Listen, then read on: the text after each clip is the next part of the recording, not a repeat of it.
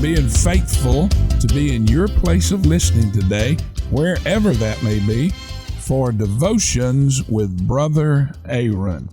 I hope and trust that they're being a blessing to you, and if they are, that you would, number one, pray for me as I continue to do this, and number two, take just a second to like the post and or forward the post it on your social media platform. I'd appreciate that very much, and it helps us spread the word. So thank you for doing that. Today's devotion is entitled, Not Everything in Life Needs Fixing. In life, one of the greatest struggles we face is learning to determine what needs fixing and what doesn't. Not everything in life needs to be fixed.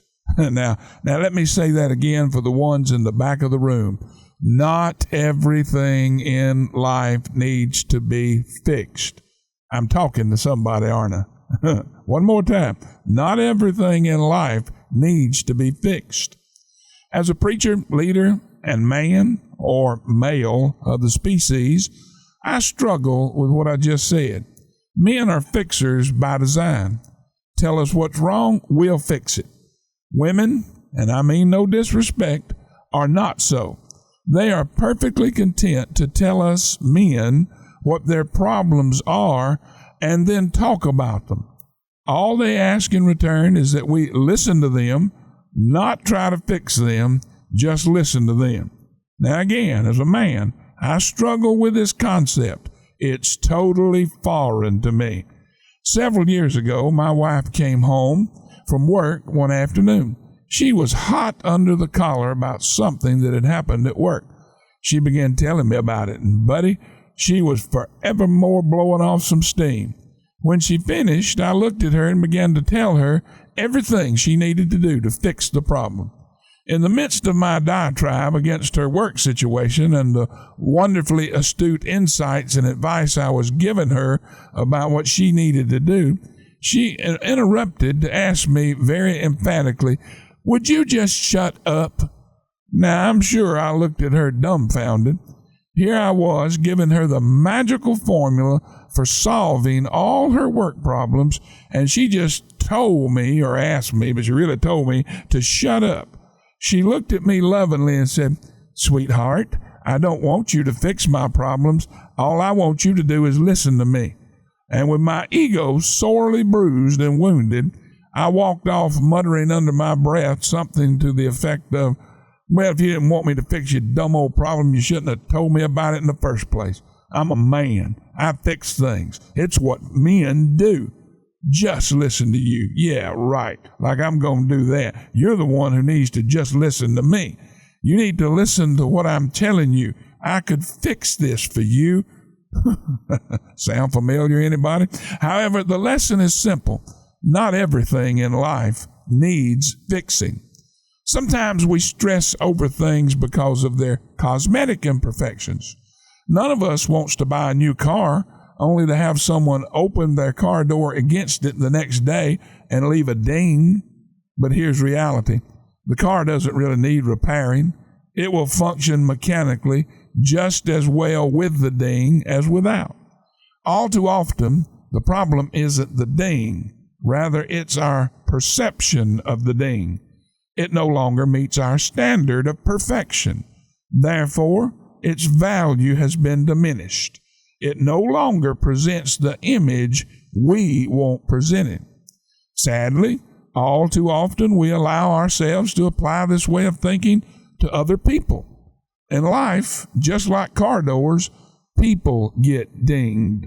It happens to all of us. Immediately, we begin to formulate a plan to have the ding repaired. We aren't comfortable with others being flawed. It is diminishing our perceived value of their life. We immediately go into Mr. Fixer mode. We tell them the process they must follow to be repaired and which repair shop they should use.